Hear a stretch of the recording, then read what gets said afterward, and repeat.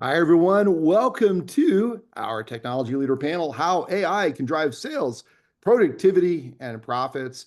In a few minutes, we'll bring in our guests, Paul Farrell from Sugar CRM, Seamus Diamond from ECI, Mark Gillum from Enable, and John Murcott from Bridgeline. So thank you for coming today. We have a really good crowd. I first of all want to encourage you to ask questions. This is a fascinating topic. Obviously, AI is the biggest topic in the world. Everybody needs to understand how to use it to benefit their company, and in particular, how to drive sales, productivity, and profits. So this should be a fascinating discussion, but your participation and putting in questions that are important to you will be a big part of the success of this panel and what you get out of it. So before we invite our guests into the room, I want to tell you about a product that we've developed here at Distribution Strategy Group called Customer Experience RX. This is like a deep dive in MRI and what your customers think of you.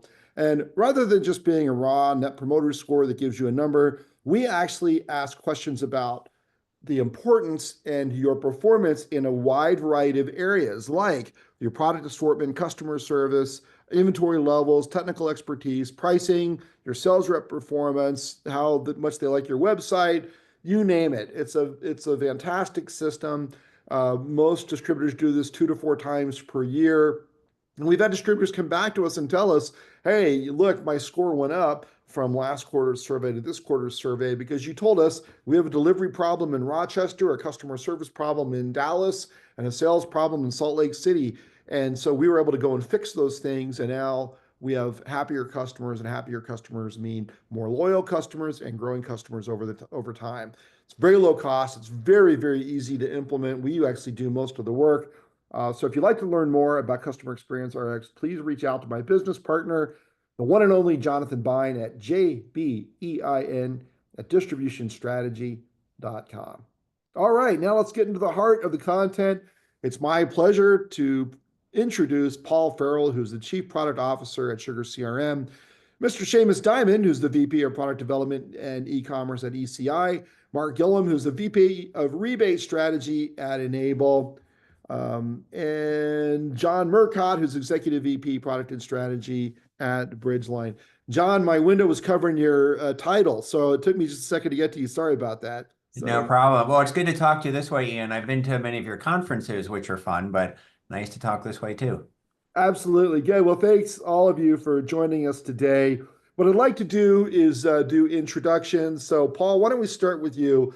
Tell us a little bit about your background. Tell us about what you do at Sugar CRM, and talk to us about how Sugar CRM contributes to sales and productivity growth for distributors.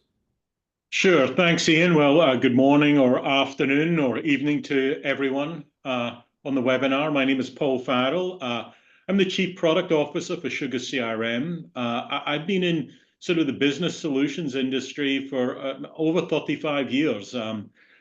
I think only recently I was saying over 25 years, but then I realized it's over 35 years. So I've seen a massive evolution and change in how technology is aiding businesses. Within that, I've done everything from supporting customers, implementing solutions, developing solutions, selling, marketing, sort of every aspect of what's required in bringing business solutions to customers. And that's across ERP, financials, CRM, analytics, business intelligence, all of those different areas. So very broad experience there. And I've seen technologies sort of grow and disappear and accelerate within that time as well. And I think intelligence is one of those that we're very much in an acceleration phase at this moment in time. Sugar CRM, for those people that don't know, we provide really a CRM suite of applications, really focused around sales automation. So really enabling sales teams. If you think historically, CRM is about companies sort of imposing sales discipline on their sales teams. We've certainly seen an evolution, and Sugar's at the forefront of this, is really bringing enablement solutions to salespeople as well. So not only can people drive effective strategies that are going to make their companies more successful, but we develop applications and solutions that enable salespeople again to excel and meet their goals as well. And when companies and employees work together to achieve their common goals, then great success is generated. So we're all about helping companies achieve their potential through sales automation, service automation, marketing automation, and more recently, one of our very impactful AI solutions, revenue intelligence, which we'll talk a bit more about later. But I'm excited to be here today. The majority of my career has been working with distributors and manufacturers in optimizing their businesses and driving success, and particularly in distribution today. It's the fine margins that make all the difference, and solutions like Sugar CRM really help companies achieve that. Wonderful. Thank you, Paul. Great overview. Seamus, you want to go next? Tell us a little about you, your background, and what you're doing there at ECI and the role that AI plays. Sure. I'll start with my current role. I'm Vice President of Development for the Evolution X product. The product is a true SaaS e-commerce product designed for B2B procurement and of course, online sales. And where it came from, we were actually I helped to lead the team that redeveloped the original Evolution product into the SaaS product that we have today. And it was already a well-established B2B procurement product online. And so it was already solving those unique B2B problems for folks. But what we needed to do was bring it into that SaaS product base and be able to introduce it to large markets and be able to scale it and do deep integrations with ERP products. As part of the ECI family, it's like 50 products strong in the ECI family. And so we connect our product to the ERP systems as well as other systems that help our distributors to sell well and to connect their ERP tooling with the customer experience on the front end to really tailor it to the customer. And when it came to the tools we employ, whether they're analytics related or selling related or AI, we're sometimes, as we introduce to a distributor, we're sometimes seen by the sales staff as a competitor to the sales staff. But in fact, we really actually build our product and think about our product in ways of how it can be a partner to the sales staff. And so we want to become that indispensable tool that the sales staff wouldn't dream of not consulting on their way to talk to or to help engage with customers. And so that's something that we're really passionate about. And in the AI space, we were one of the early adopter products within ECI where we had the first production AI implementation into our product. And we definitely have continued to work in that space to make sure that we can bring really engaging and easy to use tooling thanks to AI. Fantastic. Thank you. Excellent overview. And you've raised a couple of questions I made notes about, so we're going to weave those into the conversation. Mark, you want to tell us about your background and what you're doing at Enable? Sure. Thank you. Pleasure to be here. And yeah, so my background, I'm an accountant by trade, so please don't hate me for that. The guy that doesn't allow anybody to expense a lunch. But as a background, I've always been what I would deem as on more the commercial side of accounting, and really trying to make sure that what we're doing, we're getting the most value from. So business partnering, helping the decision makers make better decisions. And as part of that, I ended up in the wonderful world of rebates and more on the buy side. So procurement, negotiating mountains and mountains of rebates coming into our business. And there was two sides to that. One was, are we actually collecting everything we're due? So pretty much a cold, hard dollar play there. And then secondly, are we actually maximizing what we're due? So are we taking advantage of these agreements that have been probably fiercely negotiated, and then we still leave the money on the table afterwards? So that's where I actually was a client of Enable's, and then kind of jumped over and started to work for them. So Enable is very much in the rebate space. If you're receiving rebates, it is collecting and maximizing what you're due. If you're paying out rebates, it's getting the most kind of bang for your buck. So really trying to transform behaviors and create alignment with your customers. And that's what I spend most of my time doing now, advising people how to get the most from these incentive schemes. Terrific. Thank you so much. And John, I think we're outnumbered by the United Kingdom today. So you're Ian, gonna I have, was just going to say that yeah. you got a guy from Long Island with a Long Island accent to talk with all these great Irish and English accents. So, but I am Irish by background, and Oh, that's Murcott, an English name. There's a town in England, in Oxfordshire, called Murcott, and I visited it recently. So, oh, that's fantastic. anyway, there's a little connection there, but I apologize to everyone else for the Long Island accent. Yeah. So, John Murcott, I run products and strategy for Bridgeline. Bridgeline is a MarTech company.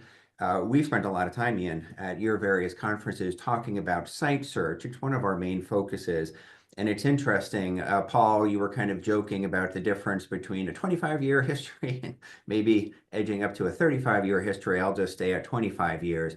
But it's interesting, when I started my career with a startup, doing what's called content management, functionality similar to WordPress, building websites, and you just saw the impact that the internet had on businesses.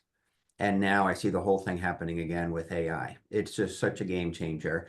And you wouldn't necessarily think that site search is right in the middle of it, but it really is, because Ian, you know, in the B2B world, the biggest concern, or a very big concern, is we have a crazy product catalog. The SKUs are very complicated. I need to always be able to find that product, whatever I put in. But of course, those are always keyword searches.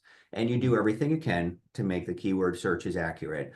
But then, of course, this big wave from OpenAI and these other foundation models said, you know, you can search by taking a picture. We'll find the product that has that same picture, right? The nearness, we'll find the nearest picture to that. Or you can ask a question. You don't have to put in a keyword. You can ask a question and we'll find it, right? Once again, it's natural language processing. It's all of these large language models. And then you're not just done. So let's say you do find the great result, but sometimes those results can be very similar to each other, or you want to be able to ask a question back. So what we call a smart response. It really gets more into the Gen AI. And I'm sure people have noticed this when you go onto Google and you do a search. Of course, you're always going to get your search results back. But then there's that little section, right, with the little sparkle there where the Gen AI is actually answering the question. So those are the two main focuses that we have, is what sometimes technically is called RAG, is the retrieval part of using AI for search. The other one is Gen AI for creating results. And then, of course, you want to analyze everything. What are people clicking on? You know, more of the classic kind of machine learning just to round out AI. So I'm looking forward to the conversation. Thank you for inviting me. Oh, you bet. I'm really glad to have you all here. And, Mark, when you were talking, you mentioned a couple of things. I want to start with this rivalry. I mean, it used to be like a angry competition, at least on the Salesforce side, almost a hatred of e-commerce, because they did view e-commerce as a threat. Now, that seems to me to have primarily or mostly been mitigated now. It feels like account managers understand that they've got to have a good e-commerce capability in order to meet their customers' requirements. And I feel like that puts the organization, the distributor, in a better place to put more advanced capabilities in e-commerce, right? And arming it with, some of these AI tools. Is that what you guys are seeing in the marketplace? I don't know. Paul, you're right in the middle of this probably from Sugar. Are you seeing this competition between e-commerce and sales reps kind of over now? Yeah, I mean, I think the e-commerce is just another channel to do business. I think what we're certainly seeing is we're seeing a change in buyers' behavior.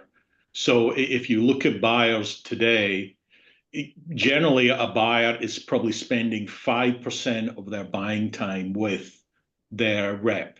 The rest of it, they're researching themselves and managing themselves, etc. So having different channels to sell your product is vitally important, because that's how some buyers are going to engage. And what we're all about is when that salesperson is in front of the customer, they're providing the most pertinent and value-driven information they can. I mean, as I say, in 35 years, I've always loved the Toyota production system, the whole lean process where you focus on value and you try and minimize all that dead time. What we're seeing with AI, particularly Gen AI, is producing solutions that allow the sales rep to make the most of their time with their customers, because the customers are being driven down different channels in the way they research products, the way they find products, the way they find the short list of who they're going to deal with. And the areas that we're focused around, really aiding the salesperson, isn't sort of minimizing that channels, but maximizing the time they're spending in front of their customer. And we're using a lot of technology to make sure that that's optimized. And at the same time, when we're engaging with customers in different channels, that we're sending them the information, or they're finding the information that's most pertinent to them. So rather than just blasting out, here's a brand new product, we're finding that the AI technologies are making sure that we understand which customers are buying which products and which geographies and which areas and which demographics, etc. So it's far more personalized in what's been driven to those customers. So the salesperson is seeing another channel the way that their accounts can do business.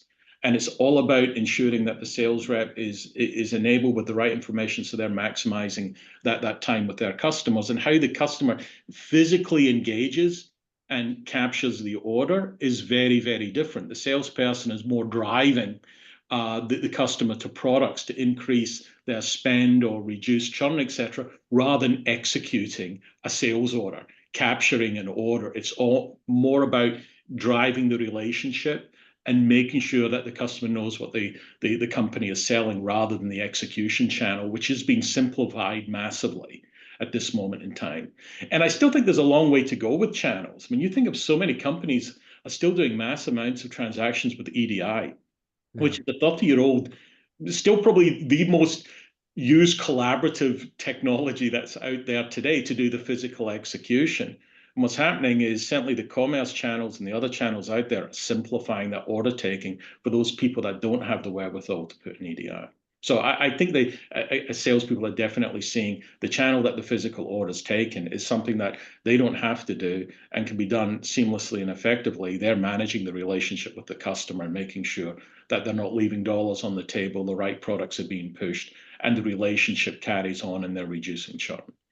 So if I could jump in there, Paul, I think you're describing the dream, and I think it's a mixed bag in reality. I wonder if, like, I think management knows they need to have those things, and they understand that, and that's why they're putting in those deeply integrated e-commerce solutions.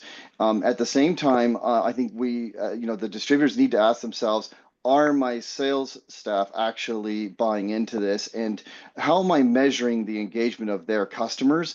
And when their customers are engaged or not engaged, am I having those conversations with the sales staff to say, look, why are they not engaged, and how can we support them on the e-commerce platform? And I think that the AI conversation, funny enough, is a similar one, which is, whether it's internally with our staff or, with distributors and their staff, the question is, are you using AI every day yourself, right, as a tool to make you more effective? And if not, why not? Be encouraging on that and really celebrate those wins.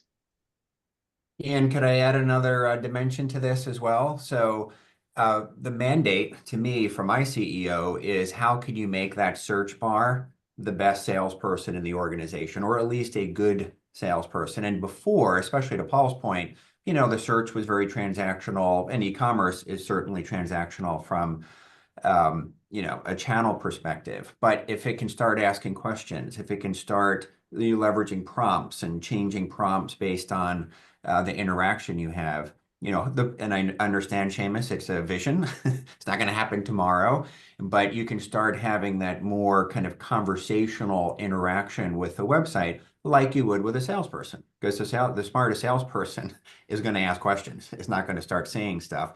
They want to learn as much as possible. And if your site can just be capturing, by asking questions, as much information as possible, then of course making suggestions, etc. That's the vision. But fair point, Seamus, that will take time to innovate. So let's talk about that's really interesting. And actually, we have a listener who's submitted a question here. Stephen, I'm not sure to ask this to, so I'm going to throw it out there. Isn't the e-com issue, and this is the challenge between sales reps and e-com, based on fear of reduced commission? do we shift to a non-commission based salary structure to remove that fear? And will AI make this even a bigger problem? And so should we look at things like, overall the revenue sharing to accelerate adoption and drive, align everybody on about the profitability of the business? Now, I guess the two questions are, is AI going to make this battle between Salesforce and e-commerce worse? Is it going to make it better? And are there compensation implications? Anyone have an opinion on this? Mark, it looks like you're thinking of. Yeah, and I think this firmly comes into what we've just been talking about. In my opinion, this really the crux of this question is: are you a salesperson or are you an order taker? If you're an order taker, e-commerce is absolutely a threat and a competitor with you, because that's what e-commerce is doing. That is what AI is going to do.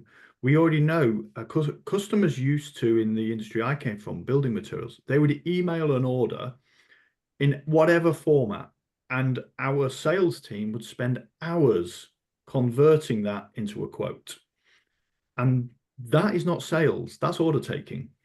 And now AI can do that. So what AI is bringing is, it should be, as was mentioned, freeing up people, not replacing them, freeing them up to be more human, freeing them up to manage relationships.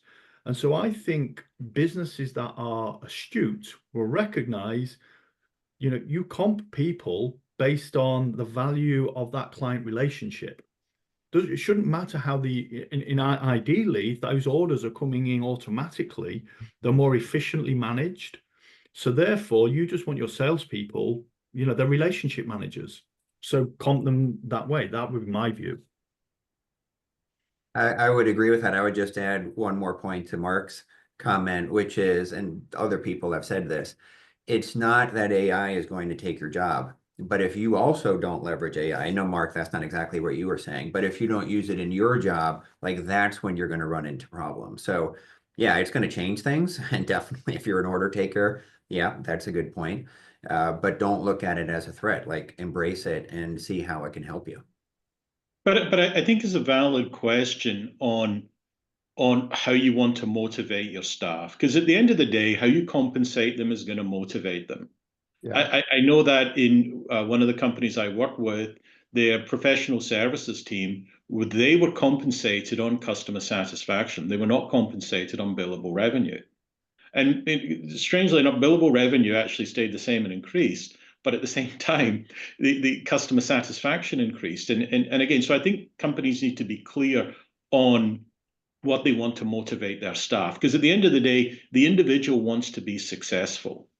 And I think what AI does in different channels and different technology that's used, it's going to help companies take their low-performing salespeople and have them perform closer to their high-performing salespeople, which is going to reduce churn and generate far better retention and far better strengthening of experience and other things, which are very difficult to grow. So I think companies really need to look at what they're doing, and we're certainly seeing a change in the market from growth at all costs, which many companies were all about, where today it is profitable growth, which sounds logical. Lots of companies around that, and actually a lot of distributors do because they're independents. But profitable growth is strange to many parts of the market, and that means everyone working in concert together rather than cracking a whip. It's about everyone working towards the common goal. And I'll give you an example of that, and this is where we certainly find our revenue intelligence solution helps companies massively. Is we're engaging with a company, and they were saying, "Oh no, we're doing very well. It's a tough market out there, but we're not seeing a lot of churn." And the question was asked, "Well, how many brand new customers did you add to your accounts?" "Well, we added 10 new customers." "And your revenue's flat." "Well, you are experiencing churn, but you're measuring it way up here. So you're measuring it way up here. So you're not seeing that you do have churn, that if you focused on that, you'd actually be driving growth as well." So again, looking at how you're measuring things and at what level and how you're compensating employees is really very important. And again, it's some of these hidden things, and it's great that Mark's on, because I personally think rebate management is one of the differentiating things that all distributors should be myopically focused on. because again, you can streamline that. That is going to drive that profitability up substantially without any extra work, without you needing to sell anymore, whatever else, just with what you're doing. And that's what we're all about with our revenue intelligence and our account management, is it's driving increased profitability and sales with assets you already have.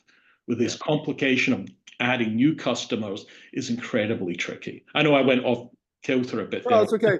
Yeah, you introduced you introduced analytics into the conversation, which I want to talk about. I don't normally like round robin a question, but I think in this case it's worth doing. So I'm very interested generally in how AI provides an opportunity to do better analytics in businesses for a couple of reasons. One is it can pick up trends and data points that you wouldn't think of because it has the ability to consider many more data points than a human brain could.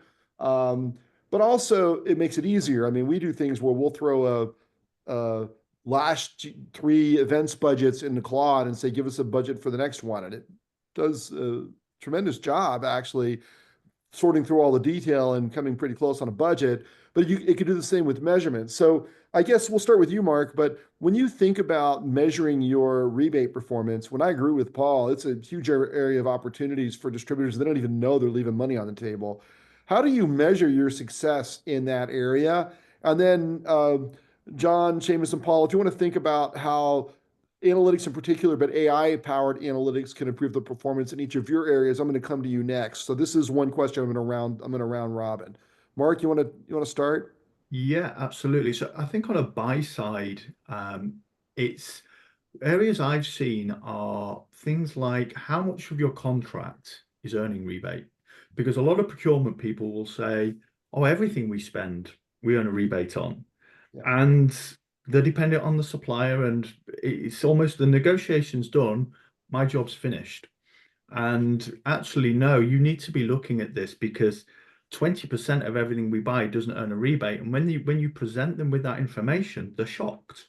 And that, I'm not saying that is the supplier doing anything wrong, but it could be that your sales team, they're marking up on a cost.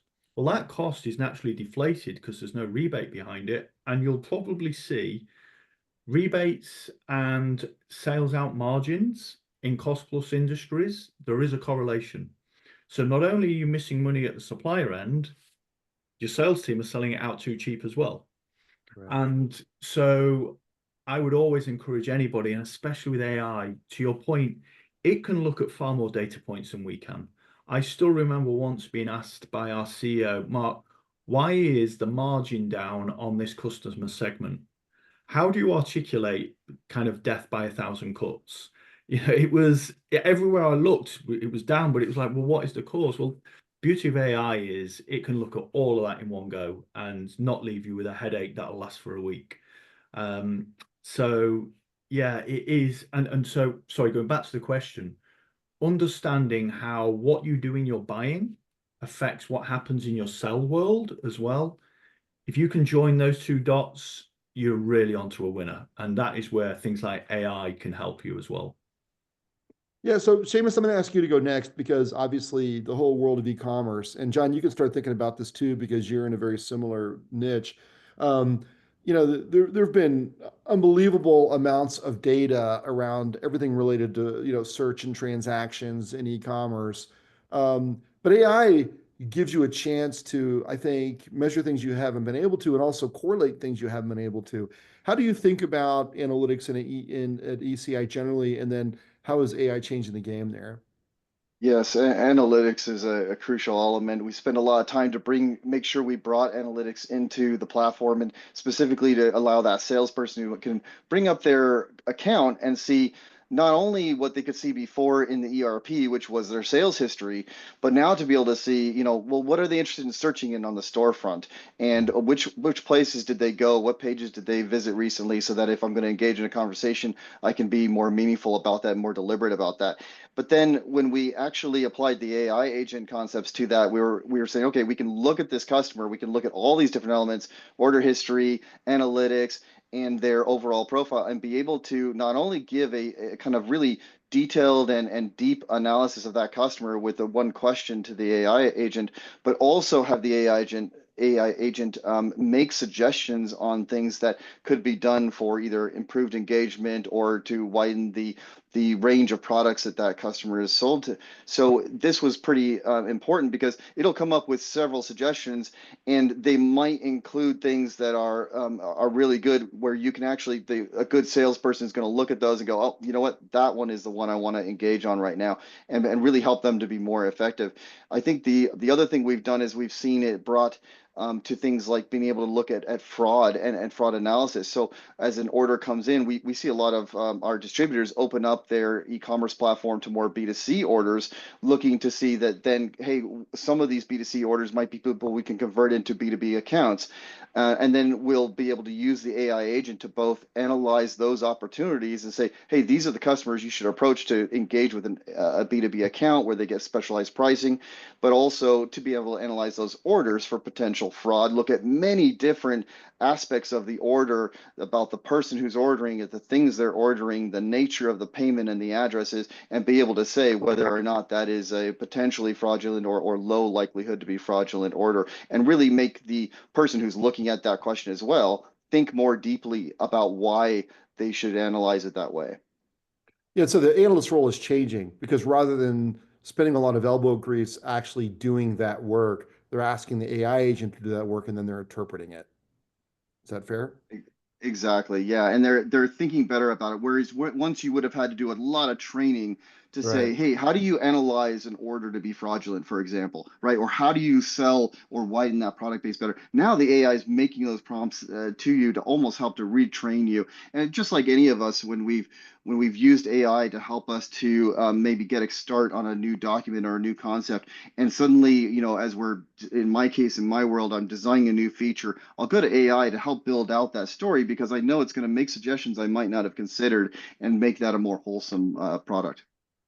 All right, John, thank you very much. John, you want to tackle this question about analytics generally and how AI is changing the game for you in the world of search? For sure. And maybe if I can also add to that, Ian, how it's impacting our user experience. So just as a product person, you're always seeing new features and everything else.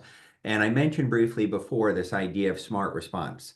So you get your search results, obviously, hopefully they're accurate, but then there's that little area component. So the way a lot of people think of these front end experiences, and we were kind of mentioning Google does this now too. You still get your search results, but then you have this component. And a lot of the innovation, our focus, our user experience, et cetera, has been focused on the site visitor, the person on your site buying something, e-commerce, et cetera.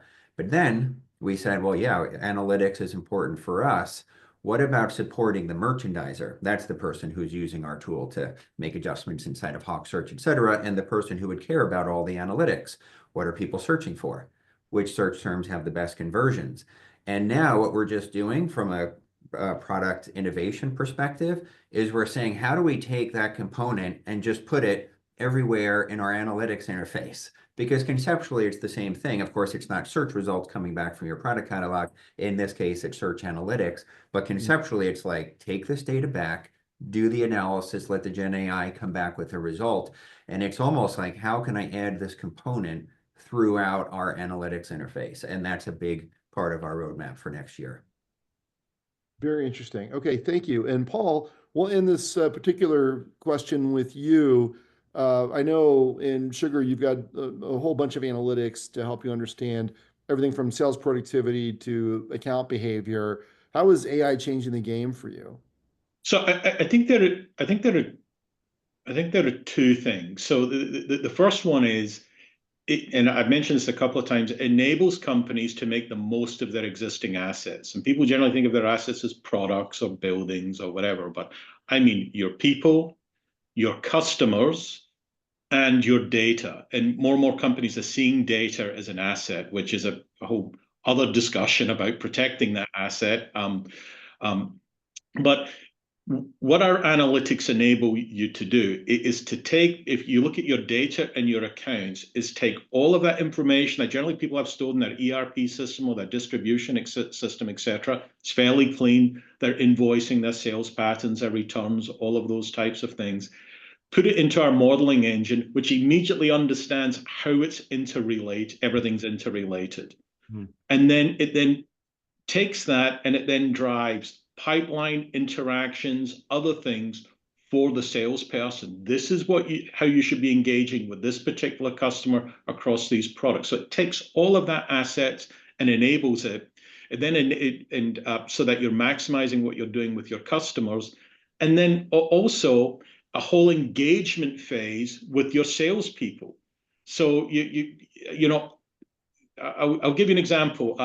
Sort of a year ago, we came out with some new ML analytics, and the team had taken me through, and it's great, putting up these nice graphs showing your buying patterns, where you should focus, etc. And the person started describing it to me.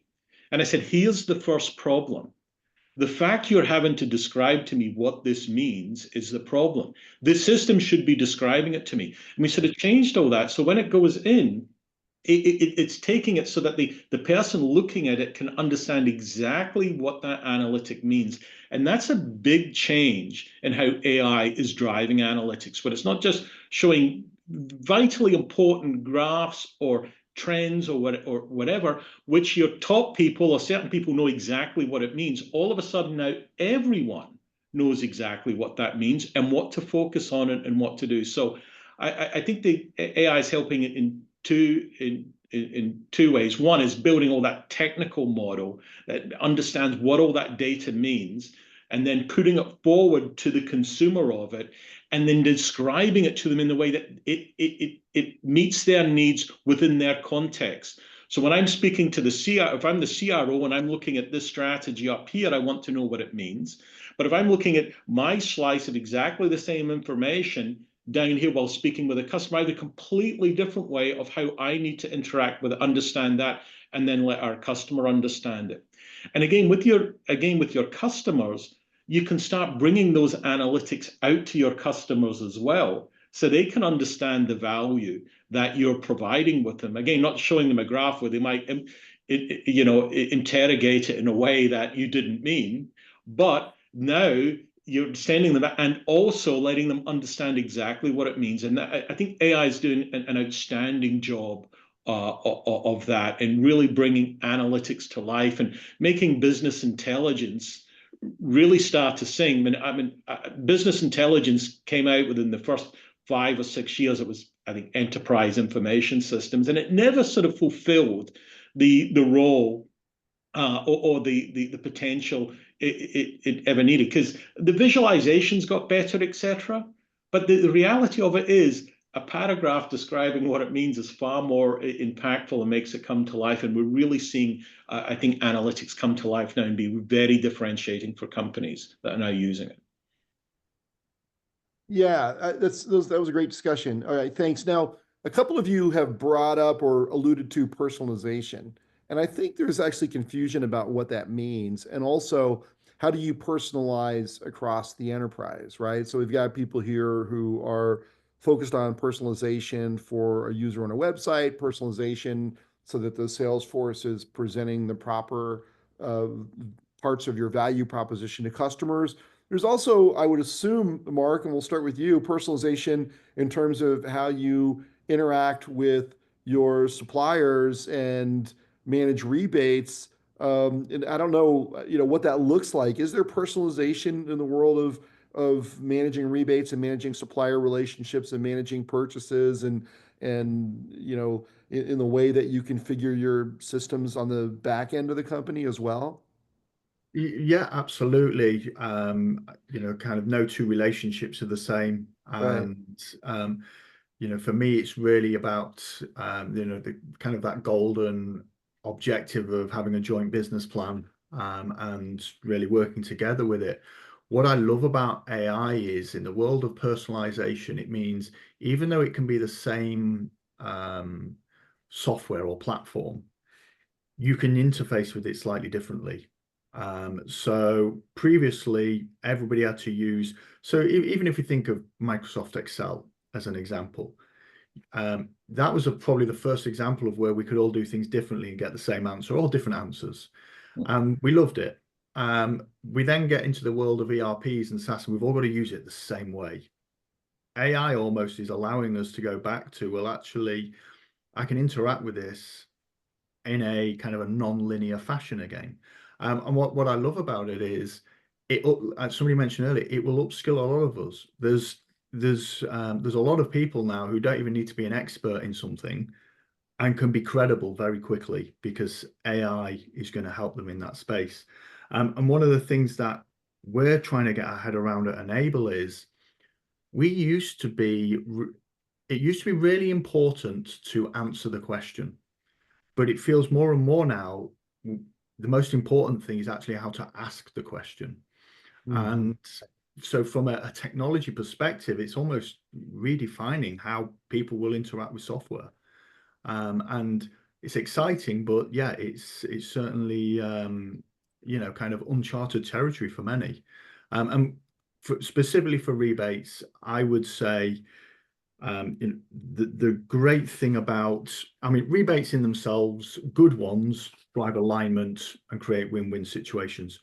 I will say there are a lot of these commercial structures that unfortunately are not good, as in that they're kind of one side won the negotiation and so everything's in their favor. They're not as sustainable as probably, these win-win scenarios. And to me, technology is helping that space. It's helping people realize, well, actually, we hear words like sustainability a lot more and things like that. Sustainability isn't just the environment, it's the status of your relationship, it's your employee turnover. You want sustainability in all areas of your operation. And I think, we're starting to see that shift. Okay, thank you. And what about, I don't know, does anyone else want to speak on personalization before I move on? Because I'm going to ask you about something else next. Yeah, I would just say one thing. I would just say one thing on it is, I had a lot of background in ERP, and for years with the ERP, it was everything looks the same. Right. And that's what makes it great. It doesn't matter whether you're an accountant or you're your person in the warehouse. It's the same interface, the same system, and that is completely the wrong way to look at it. The way I see it is when someone logs into the system, or when someone goes into the system, it looks as though it's been uniquely designed for them and their task. And what AI is doing is not only is it designed for them and their task, it's designed for that particular context that engage with at that moment. And that's the new system. Not that it's completely broad and people can define what they want, but they don't have to think about it. It's designed uniquely for them. And I think we're seeing a huge explosion in that world, that sort of drove from the consumer world now into the business solutions world. Right. And that's how I feel that it should be when someone goes into logs into our product. They should feel it's just for them. They're not a slave, sorry, Mark, to the accountant. So it's easy to close out or whatever. Yeah. It's designed for them so they can do their job best and they can succeed. And so I think John and Seamus, you both were going to jump in too. So John, you want to go first, and then Seamus will go talk about personalization. Yeah, I'll just add one more dimension to this once again that I think is interesting with personalization. And it is something very specific with Gen AI, which I think was a really creative way for them to implement it. And we mentioned it briefly before, the idea of a prompt. And one of the things we're doing is that you could have different prompts that drive that smart response interaction that we were saying before. If this person is quite technical, if this person has a lot of industry experience, the information that coming back from your system might be the same, but definitely people that are experienced or whatever that segment may be might not care about certain things. So number one, if you can expose that and let that non-technical person, because some of this stuff does get into APIs and all the technology aspects. But what's so great is even if you say, yeah, you can kind of control your own prompt, it's not like trying to explain to someone how SQL works if you want to change the query. It's like, no. You literally just change the sentence or a paragraph or what have you to kind of change it, run a test. Do you like that result? Yes, I do. Oh, no, I want to change it again. So it's just another aspect of personalization that's kind of interesting. Yeah. Seamus, do you want to talk about personalization in e-commerce?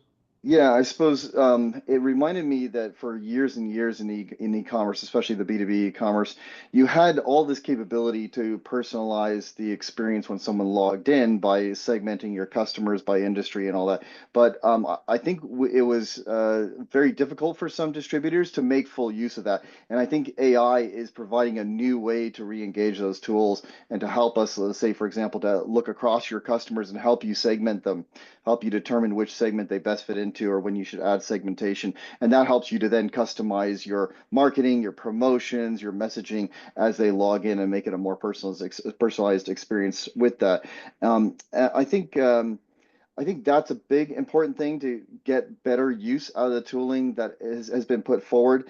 And I think that the content as well, when we're talking about what content we put on the page and how to customize that, we can really now connect the AI tooling to the content that's in that store. And so that gives us new capabilities where we can utilize a common model that is available to everyone, but then personalize it to that store by connecting in real time information that model can now connect and make questions of your store, take that order data, that customer data, and then analyze it. And it's all unique and compartmentalized very safely with your store. Okay, good, good. Okay, now I want to wrap up with a question about ROI. And I'm going to say something controversial because there's this very popular notion, and you'll see it on LinkedIn all the time. AI is not going to take your job. A person using AI will. And I think we're providing false reassurance to people, in my opinion, because I think, a person using AI may take 2 jobs or 5 jobs or 10 jobs. And I think, when people are looking for technology solutions and they're looking for all ROI from it, a lot of times that ROI comes from using fewer people to do the task, right? I mean, that's just when you say sales productivity, if my sales reps become twice as productive, I probably don't need as many of them, right? And so I wonder, are we, if we make the assumption that we're not going to ever cut headcount thanks to technology, we're almost limiting ourselves in our ability to gain productivity out of the tools that we're buying. And I mean, it's a very low unemployment economy right now. So, lack of jobs isn't really the problem. Lack of better productivity from technology is something that, everybody wants to address, or, getting more productivity out of technology. So when you talk about ROI for your tools and you talk about, where you get that ROI, I mean, isn't it just the case that, the ultimate goal for these AI tools is to be more efficient? And that part of that is, I mean, maybe you're not going to lay anybody off, but you're going to hire at a slower rate. I mean, isn't that sort of an uncomfortable truth with AI? Isn't that one of the goals, is that you'll need fewer people to do the job? Am I missing something here in this conversation? And Well, I guess I would just start by saying, are you in a business that is growth minded, right? And if you're in a growth minded business, then what you're looking to do is make your team more effective so that you scale that well, right? And you're growing, but you're not having to grow your team at the same rate. So that's how we're looking at, how do we help answer common questions quickly and so on. So I think growth minded businesses are really not going to have that problem. They just need more effective folks, and that's what AI is going to help to address. Yeah, I would agree with that for sure. And as you know, technology, it's always been like that. If you consider even at the turn of the last century, the number of people who are making food, which is like the most important thing you can do is to grow food. And now like 3% of American workforce is, so these changes happen. But one thing I'll just throw out there, I mentioned in the beginning, Ian, your conferences are great, and I've always enjoyed going. And Zach Cass spoke at one of them. He's a big OpenAI guy. And I really took it to heart. Who knows where this is all going, obviously. But he's like, you better figure out what you like to do in your free time, because this AI stuff is going to generate so much productivity, whether it's your garden or sports or what you got to figure it out, because everything's going to change. You're going to have like so much free time. I don't think he meant, Ian, that you're going to be fired. You'll have free time, but like somehow magically there's going to be wealth, spread from all of this. So that's the takeaway from this conversation. If you didn't have to work all the time, what do you actually enjoy doing in life? That was his main, or one of his main points. Yeah, and he also said, look, the history of technology is that in the end, it creates net more new jobs than it Yeah. eliminates. But there is a transfer from certain professions to others, and it's really the challenge for society to figure out how you navigate that transfer because it's going to happen. It's almost inevitable, right? But but when you is AI, and Mark, maybe we'll come back to you, and does AI make it more apparent or more believable that when you buy Enable and put it in that you're going to get those productivity gains that people are seeking? I mean, does the inclusion of AI and technology make the ROI more certain and more believable? Well, what I would say is people pre-AI bought Enable sometimes with the expectation of creating efficiencies and therefore needing fewer people. Now we have AI in our product, that then they're not taking the AI for that purpose. They're taking the AI because they want all of the insights and the access to information quicker and things like that. So they're not actually, they're looking at what the AI brings them extra over and above our offering versus the cost saving element of it. My view is that what AI will do, we know that you mentioned the employment market. Everything you read tells you the workforce, we're gonna have more and more pressures in that space, with birth rates and everything like that. For me, it can allow you to increase capacity. And for a lot of businesses, that's a challenge right now. They want growth, but they don't have capacity. You just can't hire the people to get that growth. Well, AI is going to allow that. And for a long time, I was in your shoes where I was thinking it's a really hard message to say AI is not going to take your job, because ultimately technology, one of its biggest purposes is to automate what we do. But somebody painted it a different way, which I mentioned earlier, which is AI is going to stop us having to sit in front of computer screens for 8 hours a day, which means we can actually spend more time interacting with each other again. We can get away from all of that world, so business can get back to being more human. And that actually is a much nicer kind of outlook, in my opinion, to think of how AI can help us. But I agree that I think anybody who fights it is probably they're fighting a losing cause. Yeah, yeah, and I also think we don't know yet, right? I think it's Yeah. so early in the game that everyone, including me, is really just speculating. But I did find, we have another AI conference coming up in June, by the way, of next year. But I think Zach's message was very upbeat. I mean, what he's as an insider at OpenAI for many years, his point of view was that this technology is going to create standards, at least give us the opportunity to create standards of living that we haven't been able to achieve before. And we need better productivity for that to happen, right? We need to get more productivity out of fewer people. And to your point, Mark, the birth rates are down. There's no sign that the labor market is slowing down. It's tougher than ever to compete. And I would argue that if you don't have AI tools in your company, employees are less interested in working for you. That not more so, right? Yeah. Yeah, and I would say, again, through the history of business, it's concentrating on value.